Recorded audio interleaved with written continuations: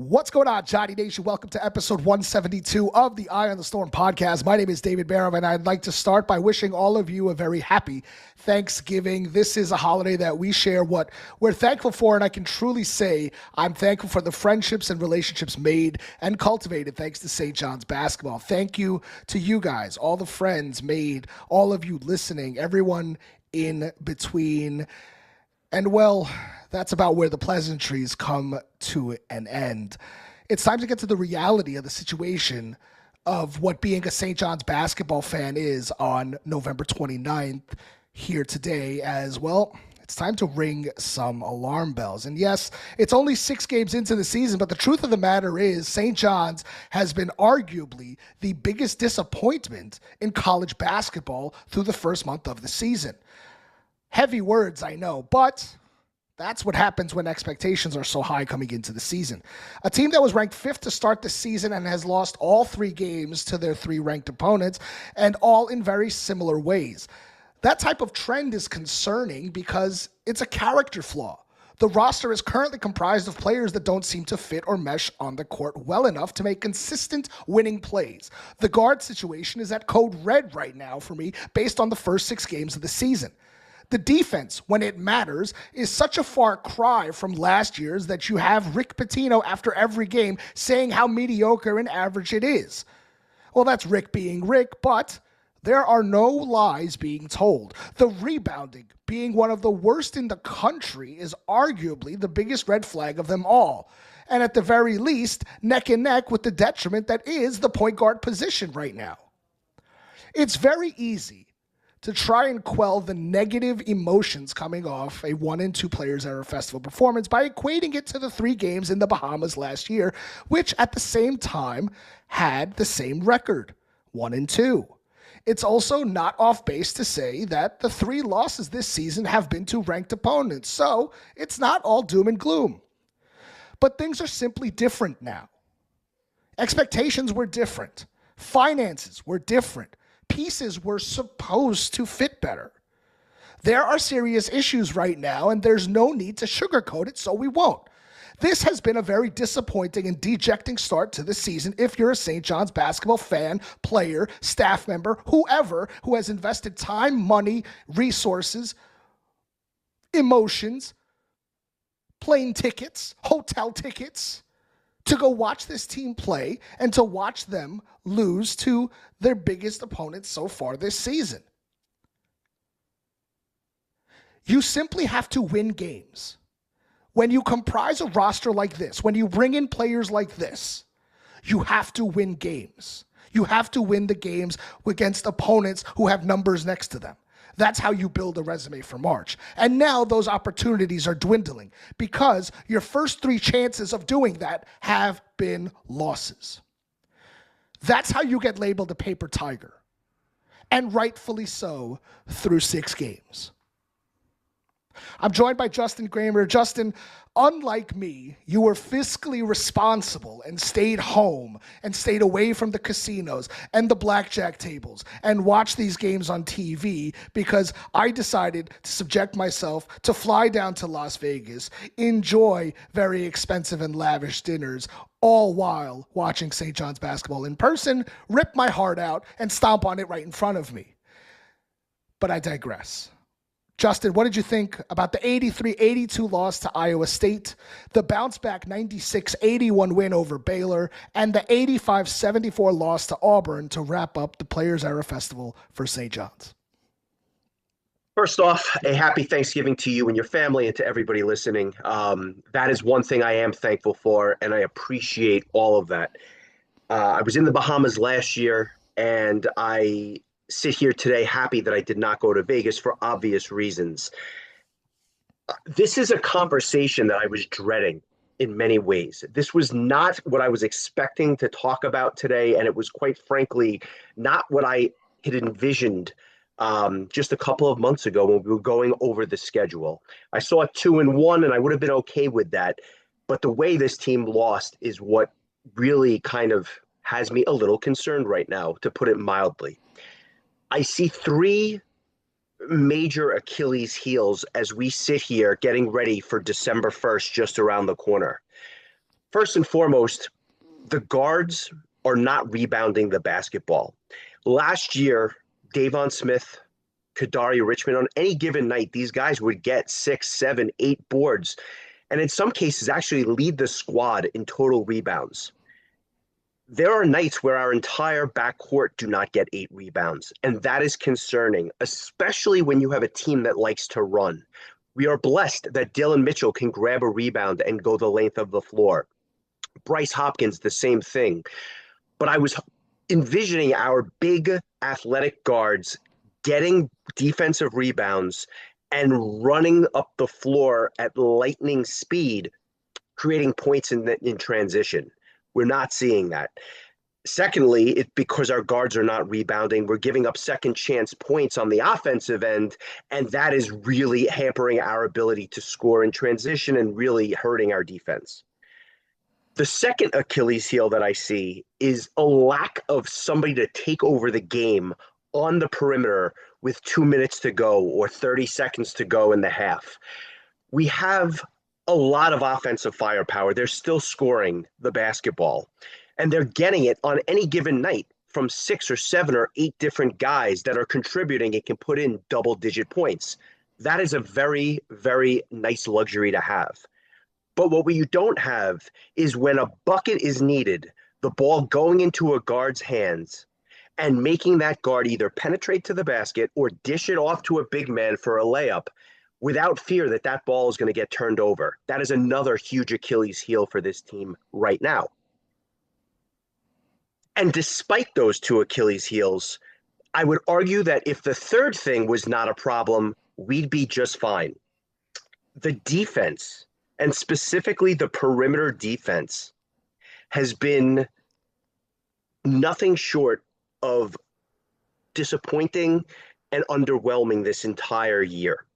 Had they had the type of lockdown defense that this team had last year, you could get over some of these other issues that they're currently facing.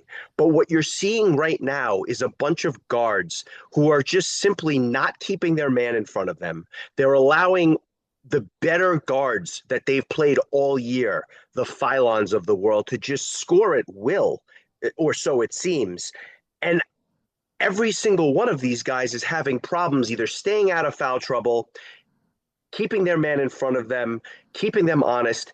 And the one thing that we all expected to see with a team that has so much depth on paper was a press that was going to play throughout the entire 40 minutes of a game, and we're not seeing it. And I think, and I don't have any inside information here, but I think you're not seeing it because Rick doesn't trust it at this point.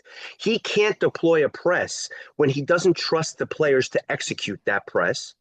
And if he puts the press in and they play hard, I think the concern is they're going to get layups in transition, 2-on-1, 3-on-2 when they break that press. This is why I'm concerned. And for whatever reason, I believe this is why we are losing basketball games in November. I'm thankful for all the things I mentioned earlier, and I'm thankful that we haven't turned the page on December because there's still room for plenty of improvement. But right now, I don't think anybody expected us to be sitting where we are. There's 9 games from the end of the Auburn game till Ole Miss. There's a total of about 17 days where they're playing their next 2 games. Things need to change quickly. I know that the team did not go home for Thanksgiving. The players were not sent home. There was a team Thanksgiving meal on Thursday, and they were right back to practice on Friday. The plane ride home should have been a lot of self-reflection on some of these guys. The coaching staff needs to bunker down and figure out what it's going to take to get these guards to buy in. Because right now, I think the biggest issue, and you mentioned it, whether it's the defense, because it is the perimeter, that's the guards. Who's supposed to take over when you need a bucket? Well, that's what Ian Jackson was brought here for. That's what Joe Sansanin should be able to do. Zuby Ejiofor was doing that in the first half against Auburn. He couldn't be stopped. And then in the second half, his opportunities became limited, and all of his points basically came from the free throw line, and they were few and far between. Osiah Sellers seemingly found his shot in the Players era. He was on fire the first two games, even though there was a loss. Bryce Hopkins looked phenomenal. And then Auburn happened, and they got cold. And so when you needed a fallback option, when you needed other guys to come in and step up, they weren't able to. And it all, I think, goes back to the defense. The opportunities that were created last year when they were coming back from games, when they were able to, submit their opponents, all came because of the defense. The offense came from the defense. Here, this year, offense isn't a problem. They're still one of the top highest rated scoring offenses in the country. But the defense, you allowed 83 points per game in the Players Era Festival to Iowa State, to Baylor, and to Auburn. Before that, you were giving up over 90 a game. There's incredible concern right now, and there's not a lot of time. And what's happening is the opportunity to get better, to get wins that matter, are dwindling. You got Ole Miss coming up on December 6th. They're not that good. They just suffered a horrific loss the other day. That's a worrisome game. They're still in the SEC, so they'll have opportunities, but how good can Ole Miss be? Kentucky on December 20th in Atlanta, that's a must-win game now for St. John's. In my opinion, Ole Miss and Kentucky are both must-win games now that you have lost to Alabama, you lost to Iowa State, and you lost to Auburn. Ole Miss and Kentucky are must-win games on November 29th. Agree or disagree, Justin? It's a loaded question. I don't agree. I think they can lose those games and in theory still be all right. But psychologically, I think they have to beat Ole Miss. And Stop. Psychologically, they lose to Ole Miss, where it's psychologically right now, 9 days after Auburn, 9 days after Auburn playing like that in the second half, and they lose with 9 days of rest to Ole Miss at the Garden at your own home, and you're still going to be like, all right, we're okay. No, I think that you can beat Ole Miss and lose to Kentucky, and I still see a path. I think the Ole Miss game is more important. You're at home. You're playing a good, but not necessarily top 10 Kentucky team, potentially. And although Kentucky has shown less than stellar play, I think that the Ole Miss game with that much rest is the one I have circled on my calendar. It's too soon to say it's a must win, but it's a must win for this team for confidence and everything else. Well, let's get to Kentucky in 3 weeks and take care of business on Saturday. All right, let's go through this Players Era tournament game by game. 83-82, number 15 Iowa State beats St. John's. Slow start again. Iowa State began by making 8 of its first 11 shots. Justin, we basically predicted that it would happen this way, and it, of course, did. Iowa State had a 10-point lead right away. St. John's, though, listen, just like in the Iowa State game in Ames, their defense turned it up, and they brought them back into the game, 11-3 run. And why? Because they started to press. Justin, you've been asking for that press. That press came out, and it led to 7 Iowa State turnovers. They took a 2-point lead into the half. They would lead as many as 5. But, what ended up happening is on the good side, Osiah Sellers got absolutely on fire, went 5 of 6 from deep. He had 20 points with 2 crucial threes at the end of that game that, St. John's had a 1-point lead with 2 minutes left to play. And you're thinking, all right, could they squeak it out here? But they would miss their next 4 shots, lose by 1. Momcilovic was unbelievable in this game. I believe when we had our guest on in the last episode, he said, listen, he's either going to be super hot from 3 or he's going to be really cold. And well, unfortunately for St. John's, he was super, super hot. He had 23 points, was 5 of 9 from deep, and seemingly made every huge crucial shot that they really needed to. The big story out of this game, and unfortunately, it ended up being a trend for the next 3, is that St. John's got out-toughed on the glass. If you look at it on the surface and you just look at the box score, it doesn't look that bad, and it doesn't look like it was a deciding factor. But St. John's could not protect the defensive glass. 22 second chance points to Iowa State. Iowa State punked St. John's 16-6 on second chance points in the second half. That's how you lose by one. And again, that's the trend that's happening now for the rest of the Players Era tournament and what we're going to be looking at for the rest of the season. The Cyclones had 10 offensive rebounds in the second half. 7 of those led to 16 points. 4 of the 7 rebounds went to the same guy who missed the shot. What does that tell you? Guys aren't boxing out. Lipsy, who's 6'1", got an offensive rebound that led to a Momcilovic 3. Nate Heisey got 2 offensive rebounds that led to 2 baskets and 5 points. St. John's in this game got 1 rebound total from Dylan Darling, Ian Jackson, and Josan Sannon. The rebounding is a problem. They allowed 17 offensive rebounds. That's a problem. And Pitino, after the game, said, with the game on the line, we didn't come up with the rebound to put the game away. Says, I have no gripes with how our guys played. But he knew that the offensive rebounds and the rebounds in general were a problem. I'll get to the next part about the guards, but, I mean, Justin, when you saw this and this type of rebounds, I mean, you've got more hair than me, not by much, but, like, you must have been just, I mean, itching and, like, frustrated beyond belief.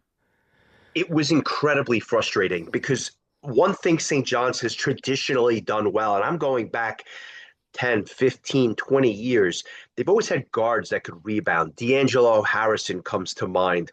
Obviously, I mentioned Davon and Kadari, but they've had a long lineage of guards that attacked the defensive glass, and then they would run. I mean, it was the Lavin special. That's what his guards did.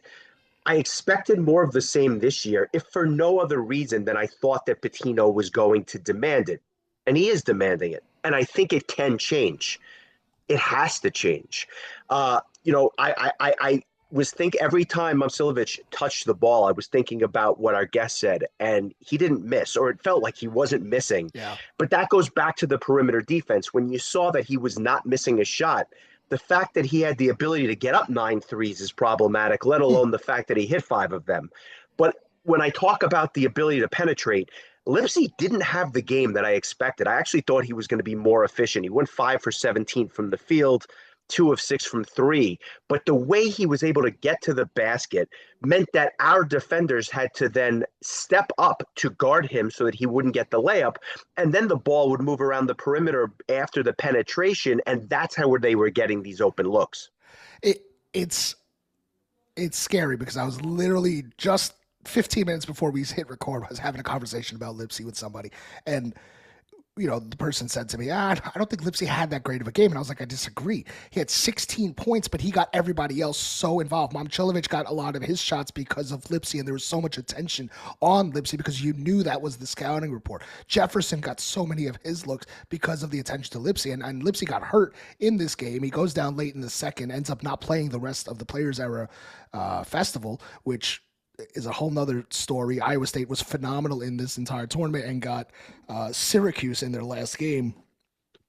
We'll save the conspiracy theories for why a Big 12 opponent, a Big 12 team got a easy opponent when the Big 12 is getting major favoritism starting next year, as they've bought an exclusive package or something to include these teams starting next year, but it is what it is.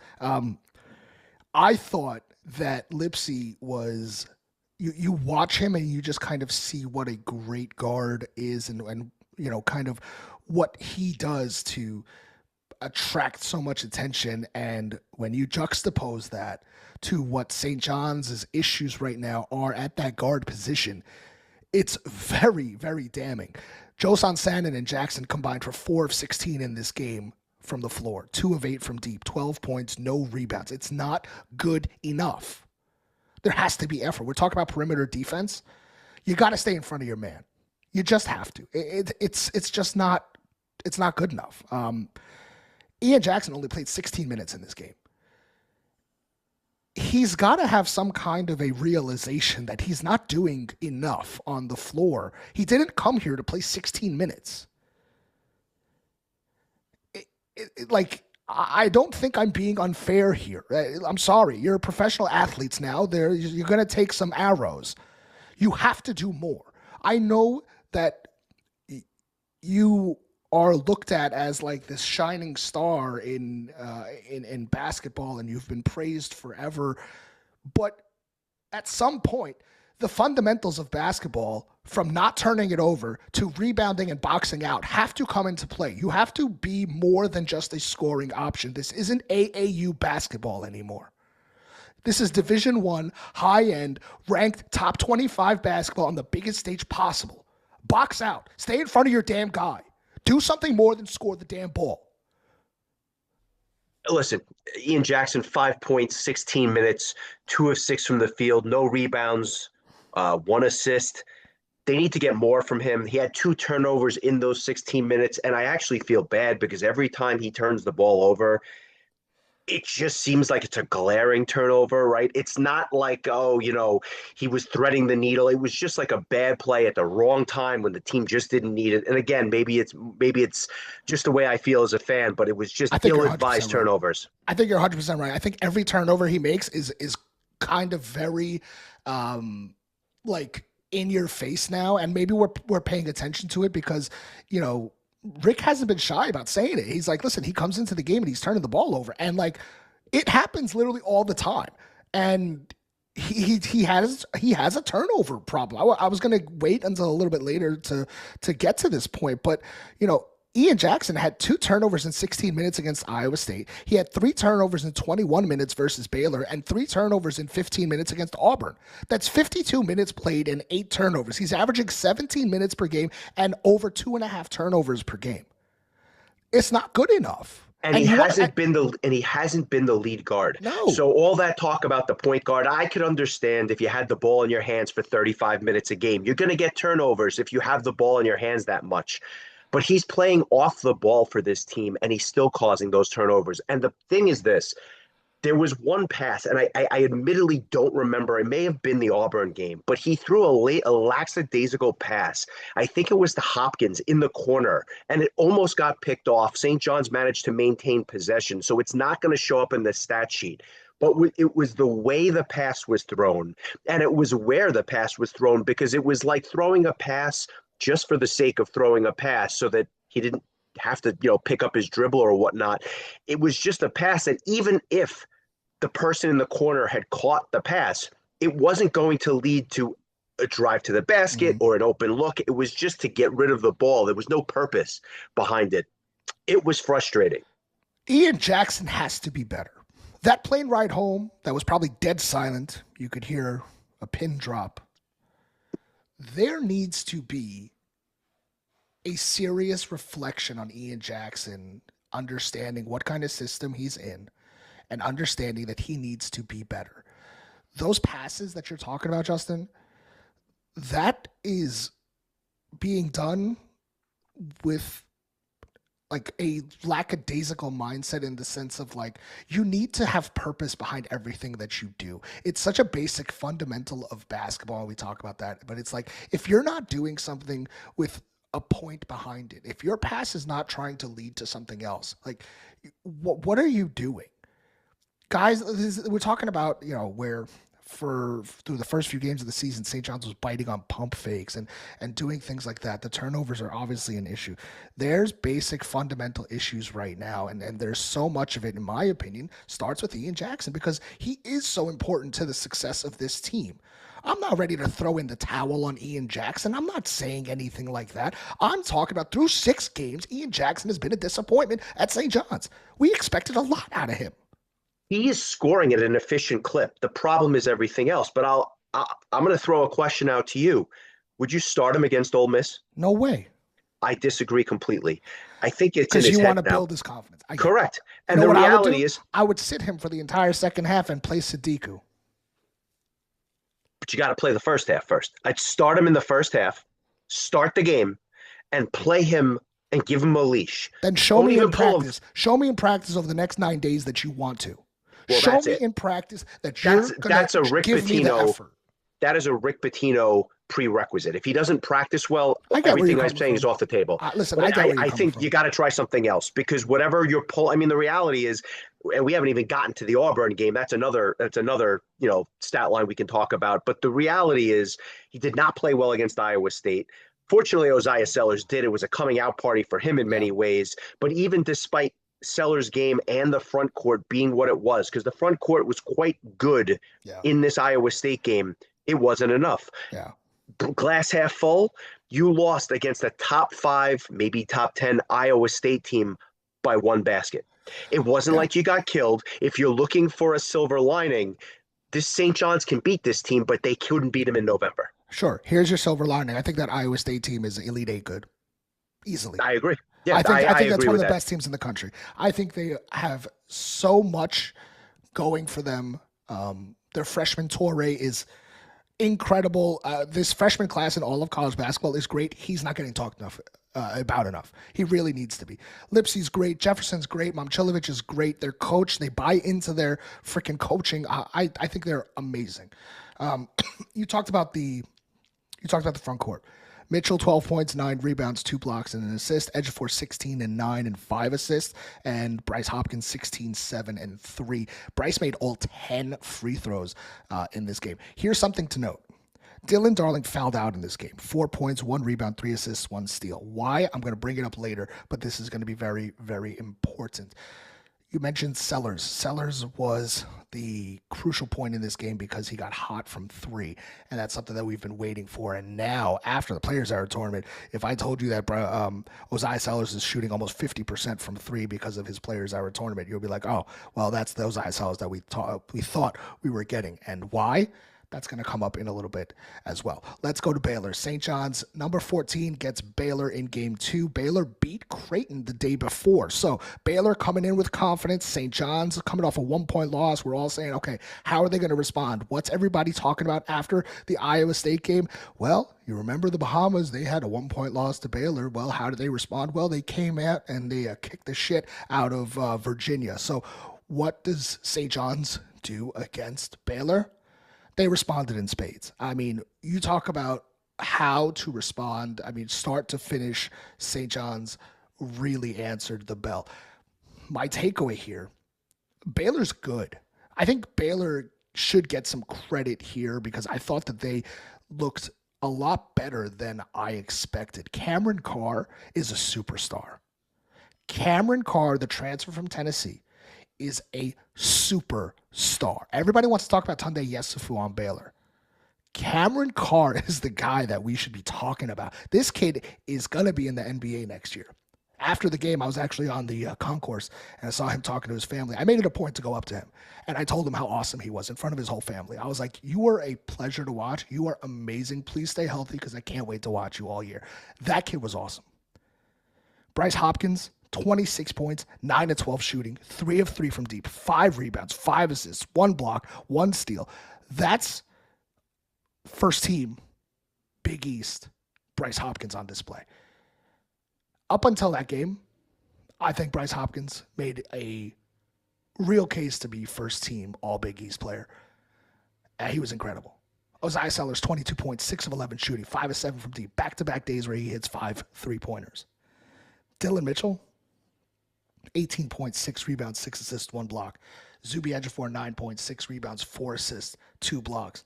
Defenses are being extra physical with him. And look what it says. Like, you get a bad Zuby game, by his standards, and he's still filling up the stat sheet, and you still win by double digits.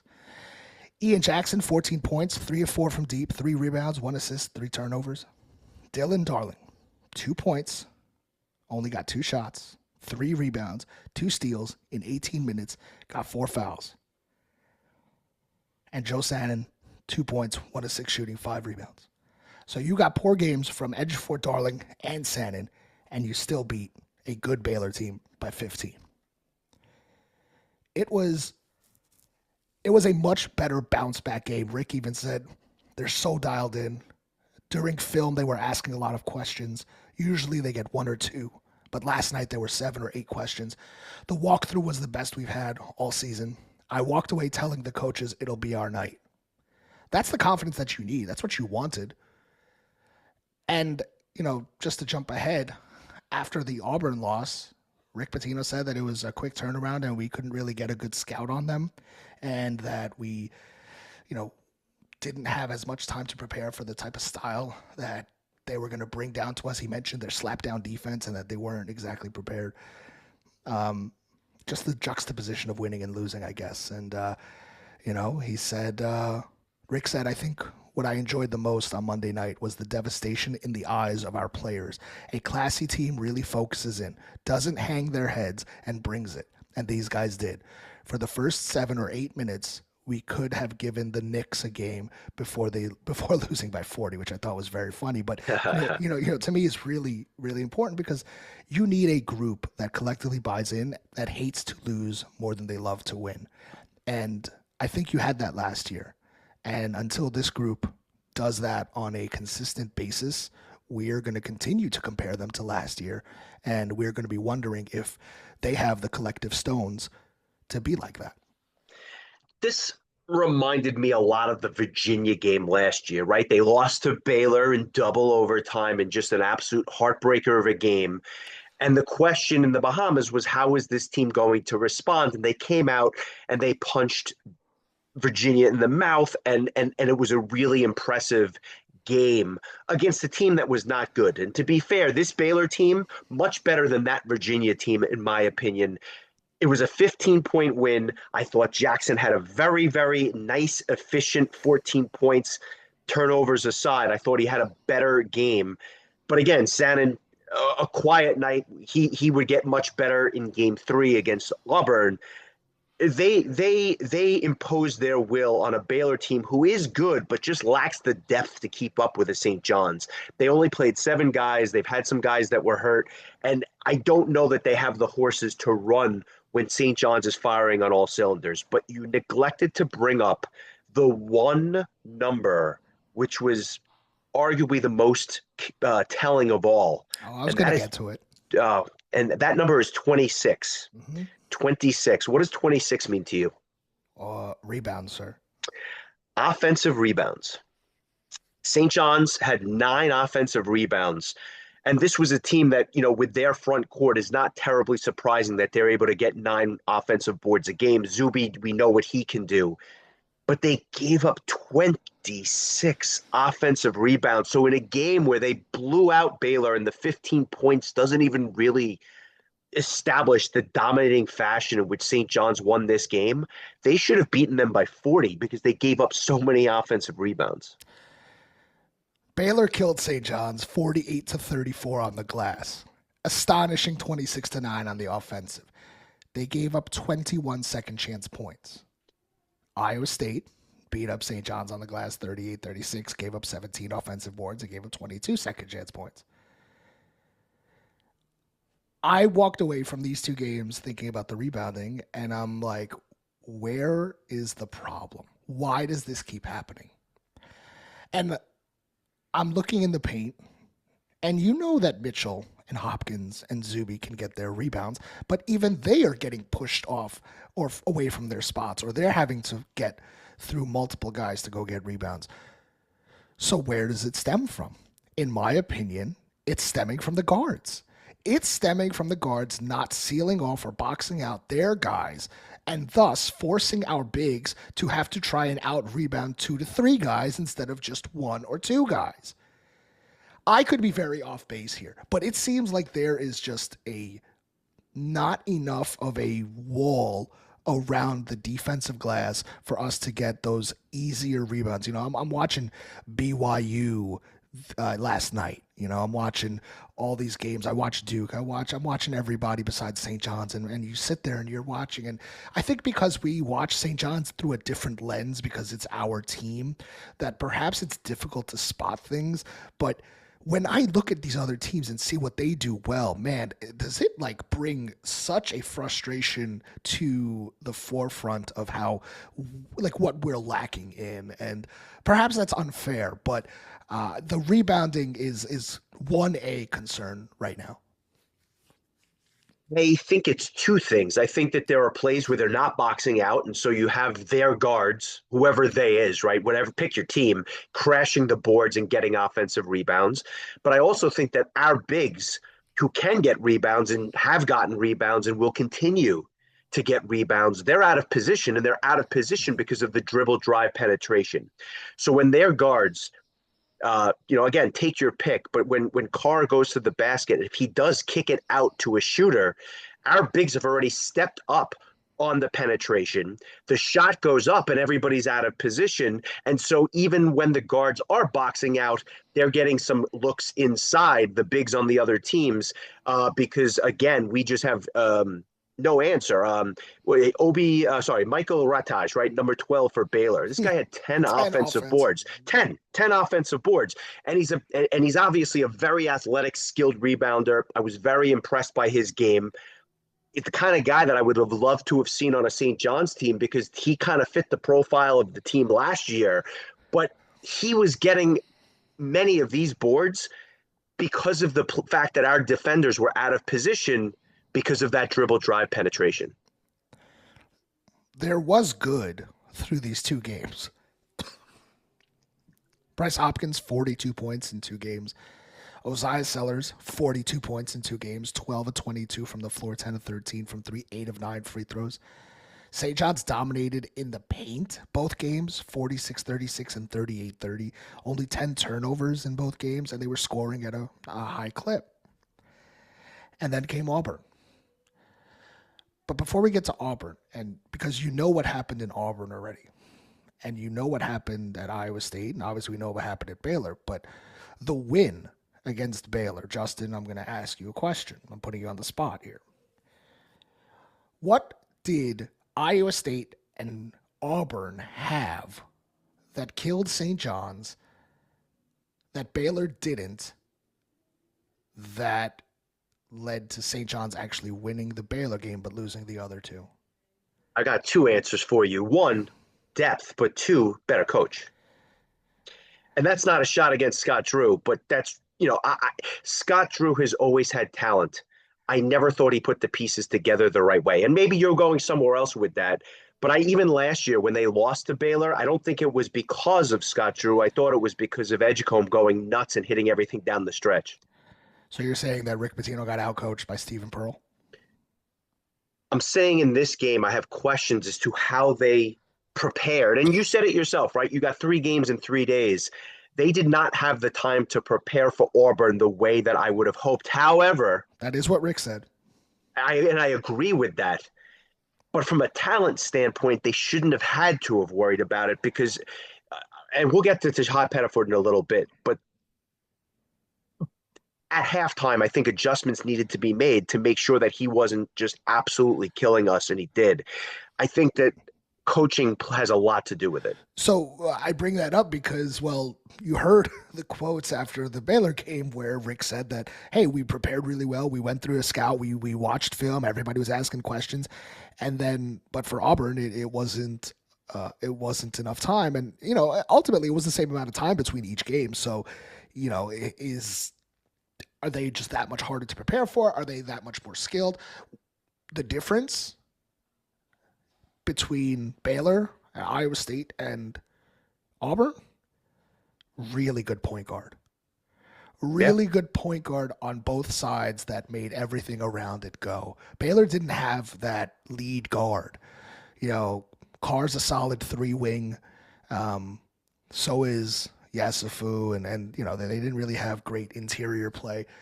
But the point guard, Tahad Pettiford is going to be a nightmare in St. John's dreams for the rest of the season. Taman Lipsey, as I mentioned, did everything to help everything around them. That's what it was. And that's how St. John's ended up losing 85-74 to the number 21 ranked Auburn Tigers. When St. John's was getting ready to play Auburn, everybody started talking about yesteryear when St. John's lost to Chuck Person's 30-point game in 1986. And St. John's had a chance to exercise those demons. And what do? They start the game poorly again. Auburn scored 20 of its first 23 points in the paint. Sloppy, sloppy basketball. St. John's turned the ball over 6 times in the first 5 minutes with lazy and stupid passes. And then the defense woke up. And after the first 12 minutes, the defense really, really clamped down. I thought Sadiku Ibine Ayo was an absolute lightning rod off the bench. You know, Ejiofor was unstoppable. Every time Zuby got the ball, he scored. Every time. He sat down. Ruben Prey came in. He hits the same exact hook shot against Auburn immediately. Robbie Hummel kept saying St. John's should go inside every single time. 17 first half points for Zuby. He kept St. John's in this game. And over the final 5:26, thanks to Sadiku, St. John's held Auburn to just 3 points. St. John's took a 9-point lead into the half because they closed on a 15-3 run. And unfortunately, the defense, which took a break at halftime, never came out of the locker room again. The ball stopped going inside. Zuby only got 5 attempts and scored the bulk of his 7 points at the free throw line. Joe Sandin scored all 16 of his points in the second half and was the only real catalyst in, that department. Hopkins, Sellers, Mitchell, who were all great through the first 2 games of the Players era, were non-existent. And Dylan Darling was obviously hurt with a hamstring injury, was clearly limping, and sat the majority of the game, came in the second half, was promptly targeted by Auburn and Todd Pettiford on 3 to 4 straight possessions, and he came out of the game. And I know people saw me. I was sitting right behind the bench. I was on the railing. You could see my emotions through the entire game. It was, listen, I don't hide anything, so you could see when I'm happy and sad, and especially when I'm in view of the camera like that.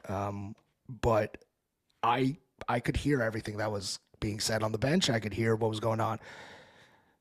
Darling walked off the floor and said, "I can't go. I can't move."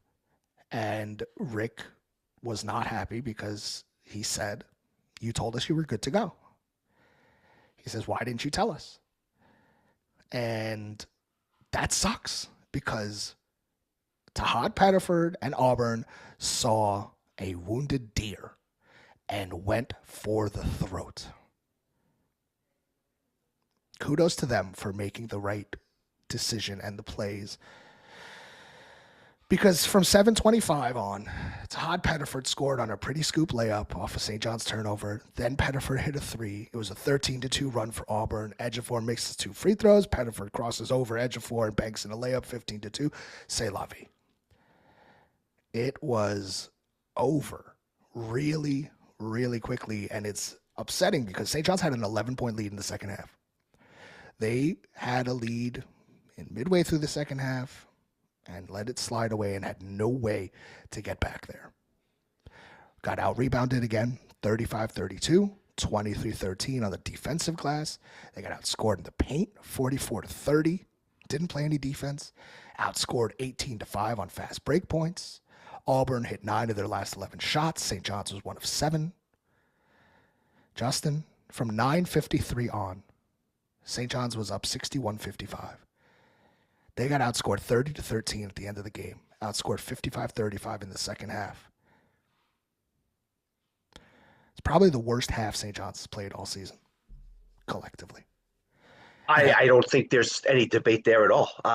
You mentioned that first 8 minutes of the game, Auburn clung to a lead, but you just got the sense that St. John's couldn't play any worse those first 8 minutes of the game. Then almost like a light switch went on. And for the next 20 minutes or so, St. John's really was in command. They were up 9 at the half. They would come out in the second half, and although the lead would evaporate, they would push it back up a little bit. What was concerning to me, and you used the wounded deer analogy with Darling, there was a wounded deer on the other side, and this was concerning to me. Keyshawn Murphy picked up his 3rd foul with about 4 or 5 minutes to go in the first half. And once that happened, St. John's went inside. Zuby Ejiofor went crazy. Ruben Prey was getting his baskets.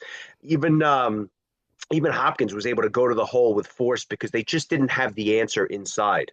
But when your big man has 3 fouls, the second he comes back in that game, or when the backup is playing, you got to go right back to the hole, especially on a night where St. John's 3-point shooting was a little less than stellar. They wound up shooting 28% from the game, not awful, but certainly not what we expected, and certainly not like the last two nights prior to the Auburn game.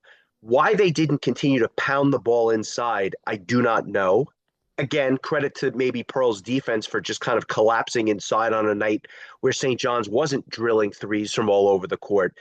But you're right. They had no answer for Pettiford, and he single-handedly took over this game down the stretch.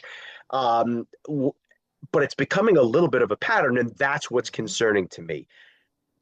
Again, a game that reminds me a lot of the Georgia game last year. I know you don't love the analogy. We've talked about this offline, but let's call it for what it is. It was a game that St. John's on paper should have won. It was against a good but not an elite Auburn team. And it was a game that had they come home with a victory and you had beaten Auburn on a neutral court, you would have said, you know what? Sure, Iowa State, we lost that game, probably could have, should have won it, but you'd be in a lot better place than you are today. Because when you come home 1-2, there's not a single person that wears red that is happy today. No, not at all. And Rick Pitino said it's disappointing going home 1-2. We would have liked to be 2-1, so it's a very disappointing trip. Your head coach is saying that. There's this subsection of fans right now that are like getting mad at each other for being, upset that the St. John's has started 4-3. Like, who's happy? Why should anybody be happy? You want to be optimistic for the season. Sure, there's only 6 games into the season. There's plenty of season left. But it's been a disappointing start to the season. This was a disappointing trip in Las Vegas. It's a fact. Like, it's okay. Like, it doesn't make you less of a fan to be upset at the start of the game. It's to be upset at the start of this season.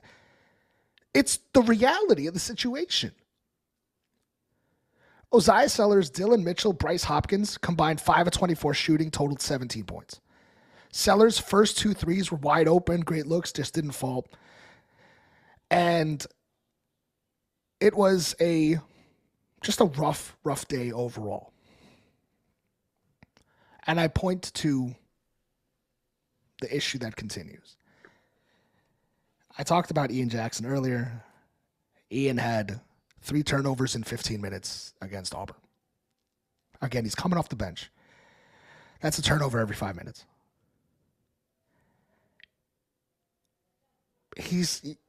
I don't want to say he's a liability, but like, my goodness, like in games like this that are each possession is so crucial, you got to hold on to the ball. Rick talked about that it was a collectively bad night for the senior class, where he talked about Sellers, Mitchell, and Hopkins specifically. He just didn't think that they were going to be so cold. And he said our upperclassmen had a horrendous shooting night.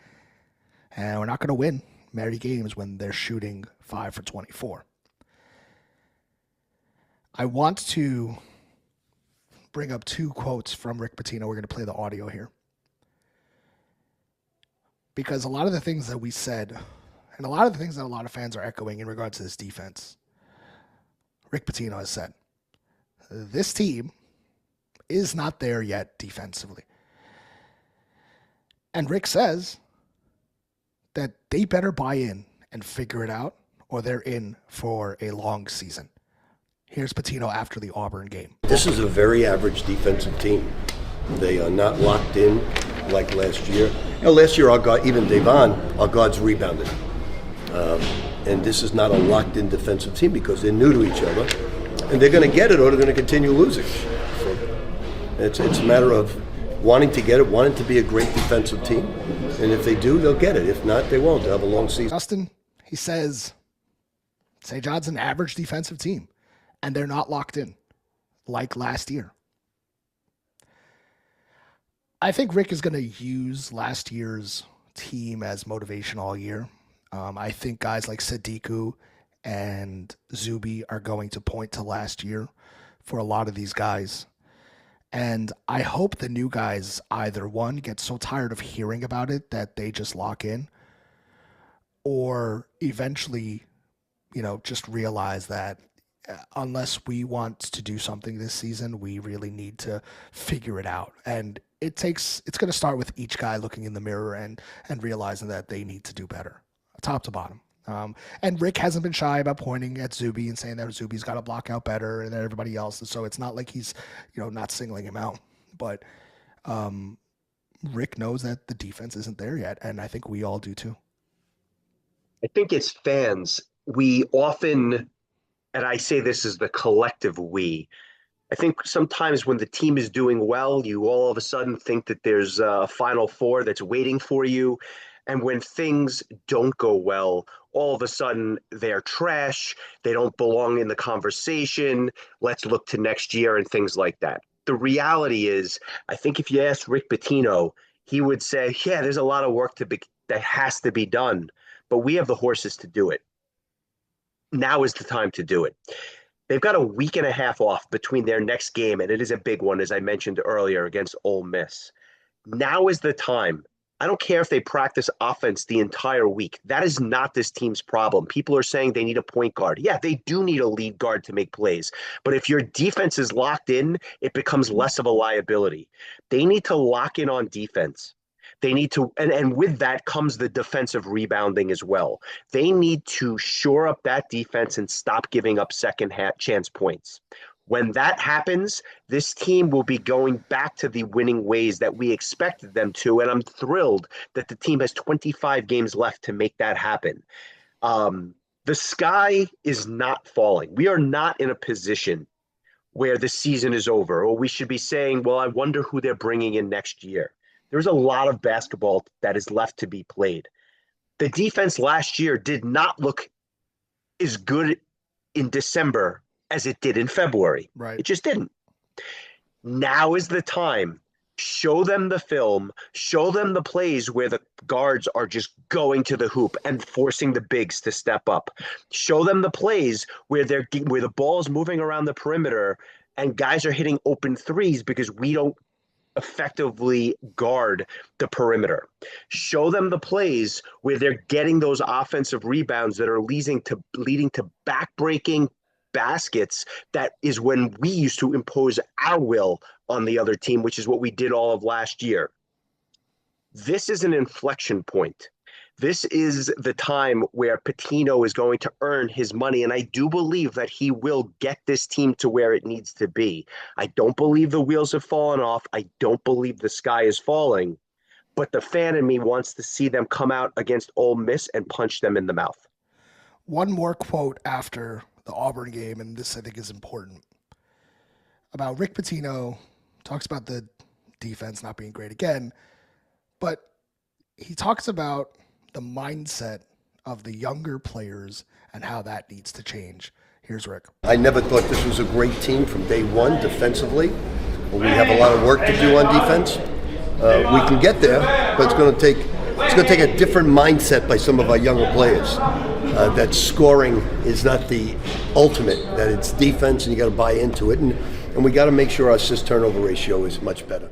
When I hear that, Justin, it's hard for me not to think that he's talking about Ian and Josan.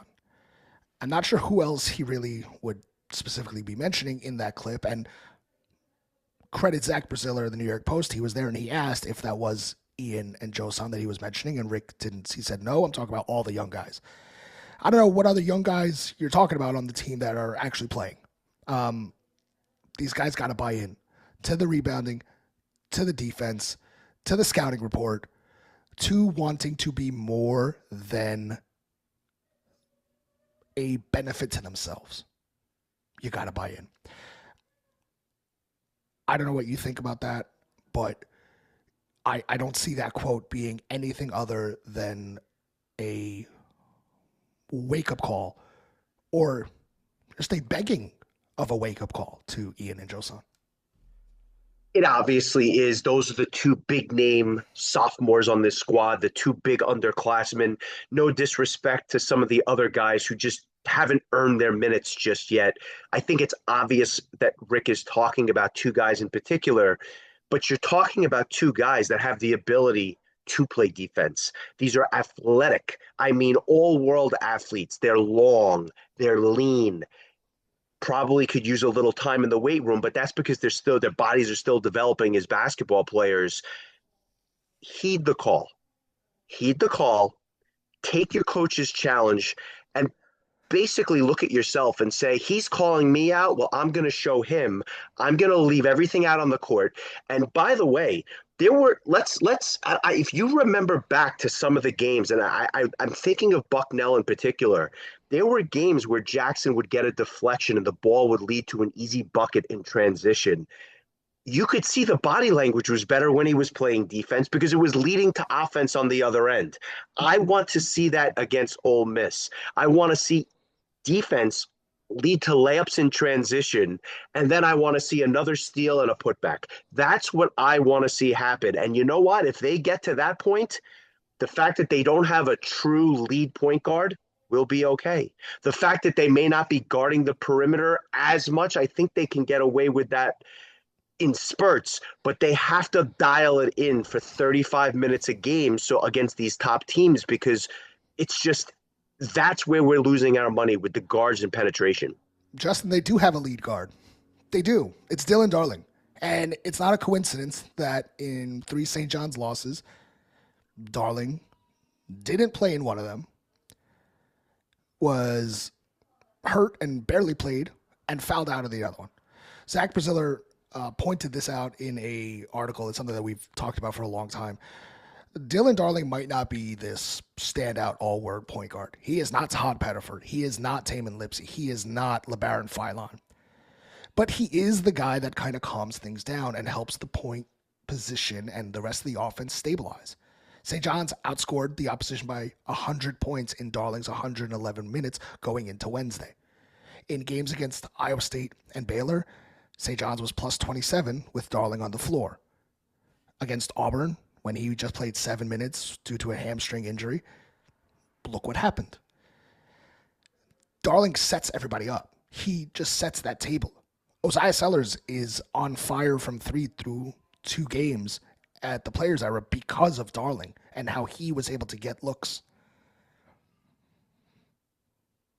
St. John's has struggled offensively in 3 losses because Darling wasn't on the court. That doesn't mean he needs to play 30 games, but he needs to be out there in order for these other guys to really be successful, it seems. And that probably wasn't the plan coming into this season, but you got to adjust on the fly. And Ian Jackson's not the point guard. Joe Sonson's not the point guard. You're going to use Dylan Mitchell in that point forward role, but it's clear that Dylan Darling is the guy that kind of gets everybody going. And he's got to do better. Obviously, he needs to get healthy. These next 9 days, he better lay on a training table and get that hamstring ready. It's rest and hit him with the Theragun for 9 straight days. And don't let him exacerbate that injury. And what I'm worried about is that hamstring injuries linger. And this is clearly flared up now twice. So it's a problem. And I'm worried that if it does flare up, that means perimeter defense is going to be a problem again. But the one thing is clear is that Darling is really important to this damn team. He's really important. And he is kind of the straw that stirs the drink in certain ways when he's out on the court. But if Shannon and Jackson and the rest of the team can buy into that killer instinct on defense, I don't think it matters as much as some people are putting the stock in. Killer defense remediates a lot of ills. It's time to see that defense step up. But to your point, I would feel a lot better if Darling was available and ready and healthy for Ole Miss. Let me ask you this question. We're going to start looking ahead now. Yep. We can't undo what's happened. They went 1-2 in Las Vegas. 2 big SEC matchups coming up, and obviously the Big East looms ahead in just a few weeks. I can understand if you say to me today, their upside in terms of an NCAA seed is limited because of the fact that they've lost 3 marquee games on the schedule against top 25 teams. I'll respect that. But in the long run, do you still see this team having the success in March that you envisioned a month ago? I think it's possible. But I once thought that they were probably a 2 seed, and I don't really see that anymore. I think that at 4-3 and dropping Alabama, Iowa State, and Auburn, if, in my opinion, I said Kentucky and Ole Miss are must wins. That means that you'll have marquee wins against Baylor, Kentucky, and possibly Ole Miss if that turns out to be a better game than we thought. And I think Baylor is a good win. Given how bad the Big East right now is, and they're getting worse by the day. Marquette just lost. Georgetown just lost to Miami. Providence just lost to, was it TCU? This conference is in real trouble. And I know we kind of were joking about it. Not really joking, but like we were kind of saying that the first 2-3 games of the season, we've got a 6-game, 7-game sample size for most of these teams. And there's a lot of losses in this conference. But what that means is that for St. John's, the opportunities for heavy wins to bolster that resume in order to become a 2-3 seed are dwindling. I think that if they beat Ole Miss and Kentucky and conservatively go 16-4 in the Big East, that you're looking at something like a 4-6 seed in the tournament. Is that a disappointment? I don't know. I guess you could say that, but I think ultimately it won't matter until we see what actually happens from that seeding. Could you get an easier road? Could you be like a team like, let's say, Arkansas last year that was essentially underseeded and did a lot of damage? That could be St. John's path this year. We always said coming into this year that they would have less wins because of how hard the schedule was. We just expected at this time that they wouldn't have so many because 1 or 2 of these would have been wins. So does my expectations in March change now? No, because I still think that the ceiling is very high. And yes, it's only 6 games into the season. So you're hoping that a Rick Pitino team gels towards January and February, and then in March kicks it into high gear, especially defensively. So I think that they will get there. Right now, I'm down in the dumps because of what I've seen. But I know that there is potential there, but it's got to start with guys buying in. St. John's has too much talent not to steamroll a down Big East. Mm-hmm. They're still the second best team in the Big East right now. Oh, without question, and I'm not sure that it's close. It's not. Look at Creighton. Creighton was the 3rd team. They looked really bad in Vegas.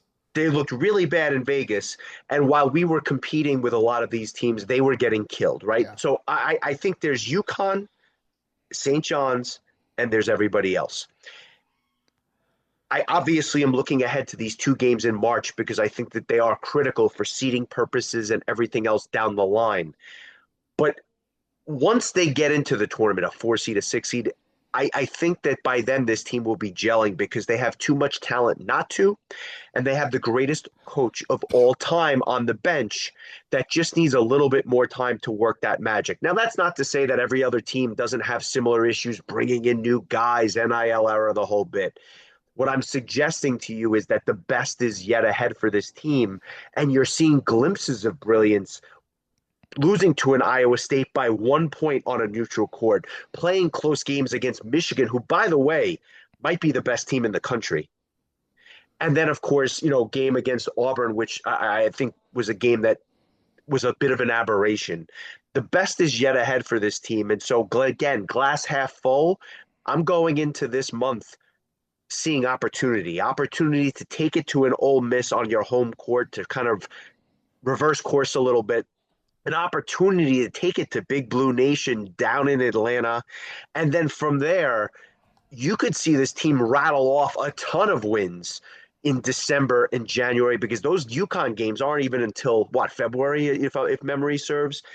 The next 2 months, they may not lose a game. And I know that's going to sound crazy considering what we just saw in Vegas, but the way the schedule shapes up and the